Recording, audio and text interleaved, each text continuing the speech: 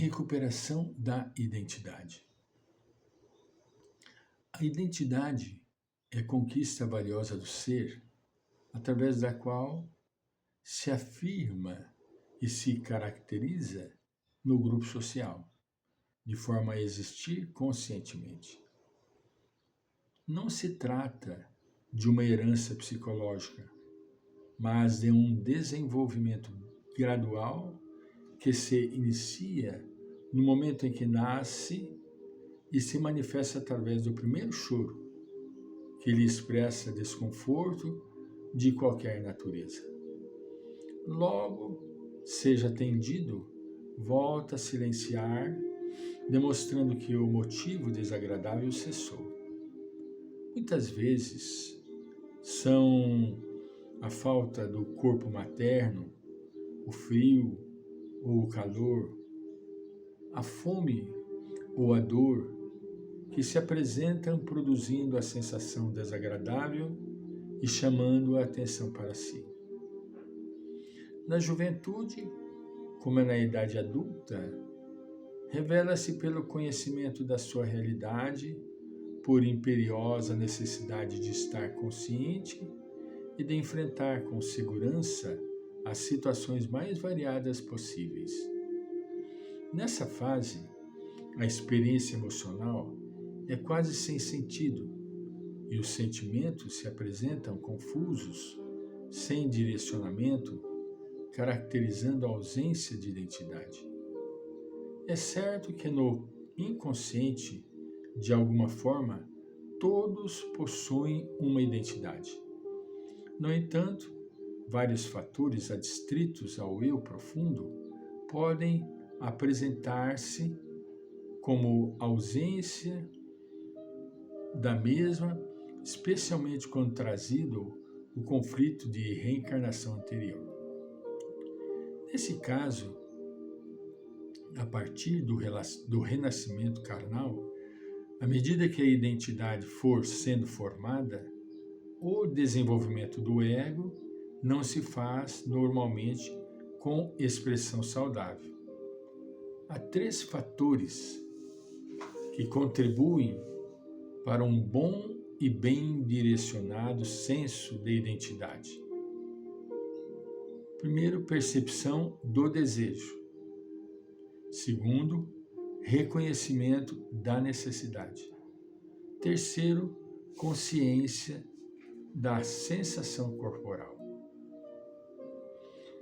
Experimentar desejos e saber direcioná-los é de suma importância no balizamento da identidade, porque para um paciente que não os possua, difícil se torne distinguir exatamente o que ele quer, exclamando no seu conflito que não o sabe, que nada sente, nem mesmo o de que necessita, por mais importante seja. Há uma espécie de vácuo emocional com anulação da capacidade de querer. Quando isso não se dá, mascara as aspirações, entrega-se às sensações e buscas que não correspondem às suas necessidades reais. O reconhecimento da necessidade resulta numa bem urdida busca de solução em bom encaminhamento para alcançar o que deseja. Faculta-lhe distinguir as próprias emoções de tristeza, de alegria, de aborrecimento ou de afetividade. Invariavelmente, esses sentimentos ficam bloqueados na ausência do senso da identidade, tornando o paciente um autômato desmotivado de novas e constantes realizações, bastando-se com o conseguido sem a experiência do prazer dinamizador de conquistas desafiadoras. A consciência da sensação física é adquirida a partir do momento do parto, quando se expressam por automatismos as primeiras necessidades, afirmando através do choro a realidade existencial e a sua presença como ser consciente.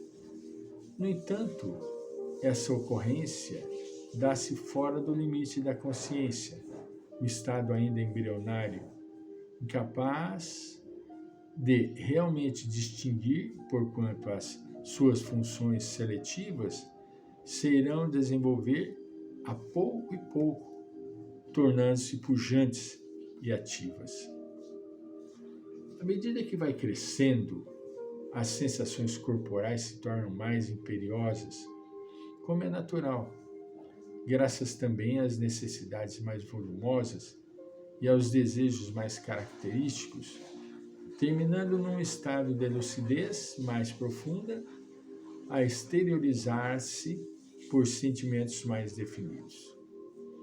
Essa é a marcha natural da aquisição do senso de identidade.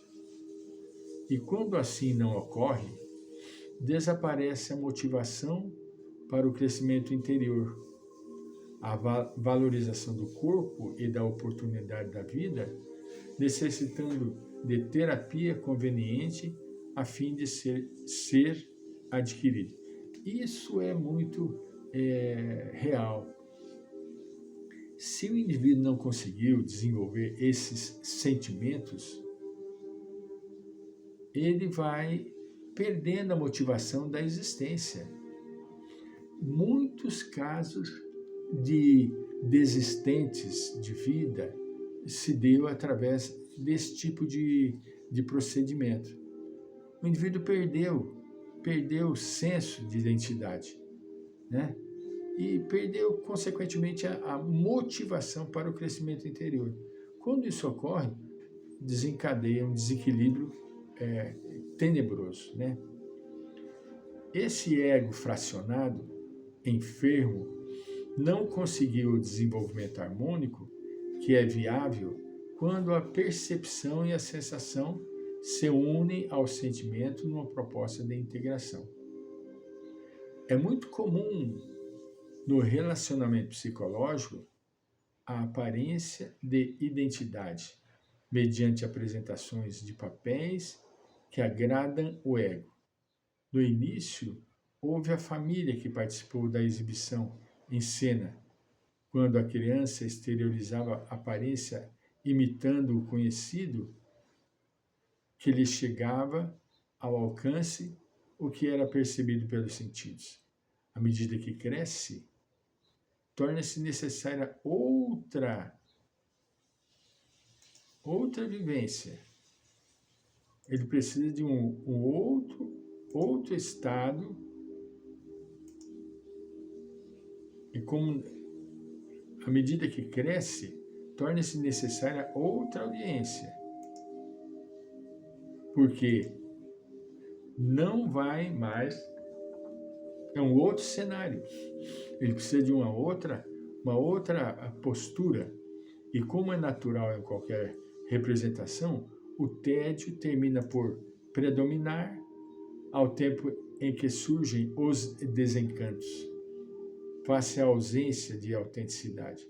Após as decepções, buscam-se novas personagens e novos auditórios.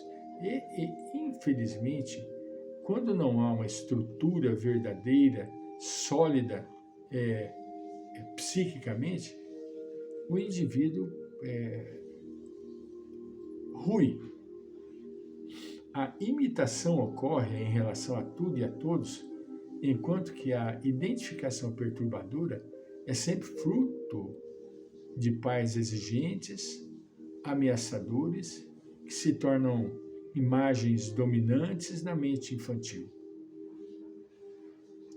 Para enfrentá-los, o indivíduo se torna igualmente insensível, às vezes cruel, adquirindo essas características perturbadoras que foram incorporadas ao seu comportamento. Ele não teve opção. Infelizmente. Ah, Francisco, mas você acha que não tem opção? Não. existem opções, mas a imaturidade dele é tamanha que ele não distingue. Ele não consegue distinguir, discernir, fazer a separação. Não é? A imitação ocorre em relação a tudo e a todos, enquanto que a identificação perturbadora é sempre fruto de pais exigentes, ameaçadores, que se tornam imagens dominantes na mente infantil.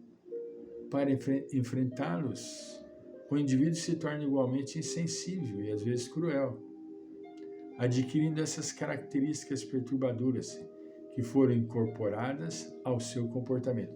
Veja bem, ele simplesmente se volta contra os pais, não ostensivamente, mas agindo de maneira sem autenticidade, artificial. Essa ocorrência pode ser inconsciente, graças ao que nada pode ser produzido em favor do equilíbrio pelo próprio paciente, levando-o a vivenciar experiências que se transmudam em necessidades dos outros. Olha que coisa triste. Ele simplesmente faz buscando autoafirmação. Voltamos.